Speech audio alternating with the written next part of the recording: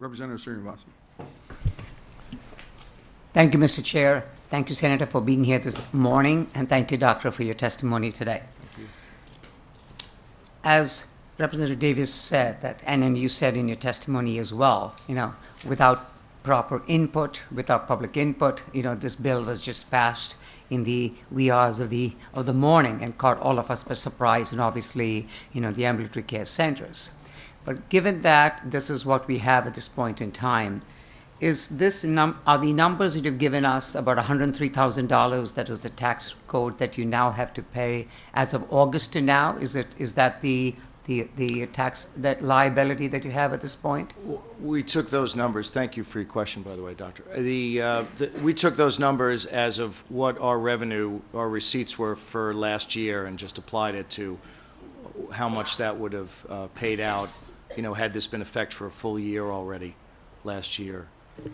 And the impact of these taxes was obviously, as you said, would be you would have to either have these patients go to the hospitals to get the services where they would be paying a significantly higher rate, to get the same procedures done. Absolutely. I mean, those are salaries. I mean, that's money that would be going to salaries for our staff. And if we want to continue to provide the necessary, procedures for our patients at that same level, at that same high level, we might not be able to do so if that's money that's being redirected towards paying a tax. And again, because we're just a small business, there's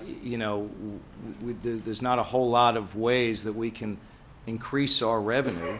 I mean, we're certainly not going to lower our standards and try to get more people through the door so we can increase our volume. That's not going to be possible. And when it comes down to it, we're trying to save the state money. I mean, we're trying to save everybody money because the hospitals charge more.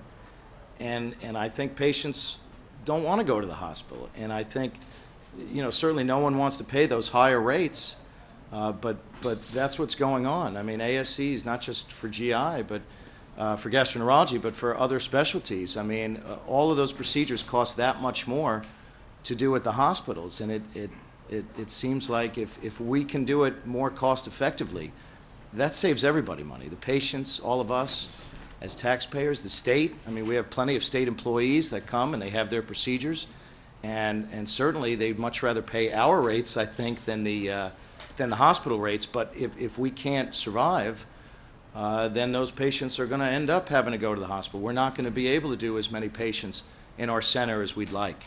And that's business that's going to go right to the hospital.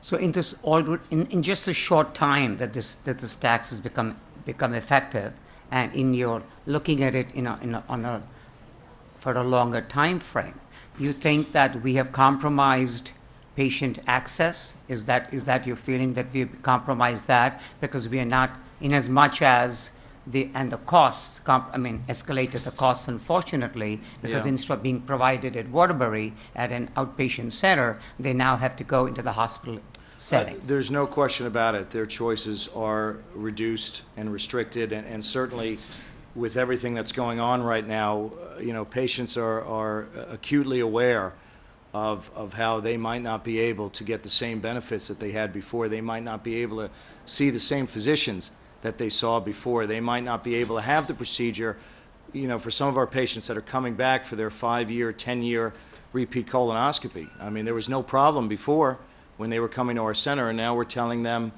because of changes we have to do in the hospital. They're unhappy with that. And I think that's the danger as well, is that patients are going to see yet again, here's another situation where patients, where the choices that they used to have are just not going to be there anymore. And it's not fair, and unfortunately we hear it in the exam rooms. We should be talking about symptoms and conditions and treatment. And I have to tell you, there's plenty of times where we're talking about exactly what's going on here. Why can't I see you? Why can't I get that medicine that I used to be able to get? How come I have to go to the hospital? Well, and that's too bad that we're having to spend a lot of time talking about that. But yes, that's exactly what'll happen. Patient choices will be restricted. With your expertise, could you comment on, the impact it will have as far as wait time. So let's say they came to your place to do the procedure, which is 2 minutes away, and now they cannot get it done there. They're going to go to the hospital.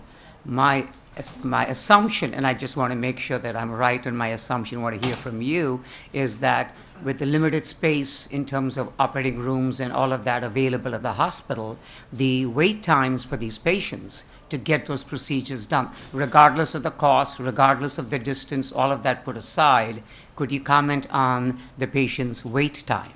Absolutely. That certainly will be affected. You know, we do our very best. We have a 2-room center.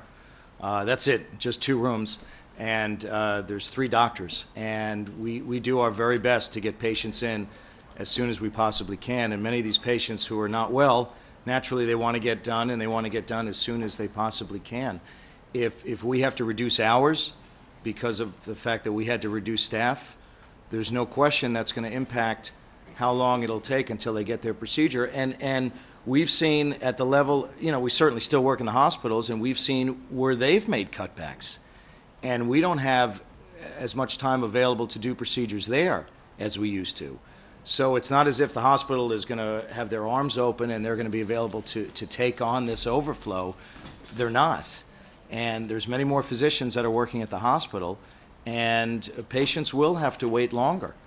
And certainly if they choose to go outside of work, I mean, many of our patients, it's difficult for them to leave Waterbury. I mean, where else will they go? Will they go to New Haven? Will they go up here in Hartford? I mean, sure, they might have those choices, but they're going to be waiting there, you know, they're going to be waiting there too. So yes, absolutely, this is going to negatively affect and impact how long patients may have to wait to have these very important procedures done. Absolutely, and time is of the essence. When it comes to a patient being unwell and potentially having a serious, you know, life-threatening condition. You know, that's so important because, you know, some of these procedures, who wants to get a colonoscopy done? Nobody does. I mean, I admit, people aren't jumping for joy. Right. It's kind of like being in this building all day. Oh. Let the record state that's not me saying that, but that's okay. If only you came up with a prep that was a little bit patient-friendly. Right, and we are working on it. We are working on and that. we are working on it, but you're right. So given that the procedure is something that, you know, the patient is not jumping up and down joy with, and now on top of that you're adding on hurdle after hurdle, and my biggest worry is the wait time. You know, yes, I'm worried about the distance that the patient has to travel. I'm worried about the fact it's no longer the neighborhood anymore. They better go somewhere else. But it is that once you extend that wait time, you know, the compliance factor is definitely going to drop. And obviously, all this, you know, this education we've been doing in terms of early detection and follow-ups and everything else could easily fall by the wayside because they're no longer as available as they should Absolutely. be. And that is a big concern for me. And thank you for, you know, confirming that that impact will be there for our patients who will have to travel to these hospitals. If I could just add one quick point, don't forget that it's not just the patient that has to travel, but somebody has to drive them. So we're talking about not just inconveniencing the patient, but now whoever it is, family or friend, that has to provide a ride. That's another person that has to take maybe the entire day off from their work, or whatever that, you know, whatever they had planned to do that day. It inconveniences them as well. But that's exactly right. Thank you for those. And my final question to you, it is my understanding that one of these centers is already closed. I wasn't sure if it's a fact or a rumor, and I wasn't sure if you were aware of anything already, even from August to now, in our state.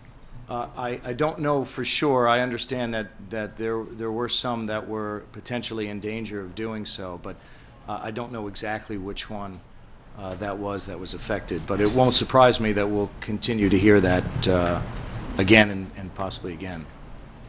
Thank you for your testimony. Thank you, Mr. Chair, for your indulgence.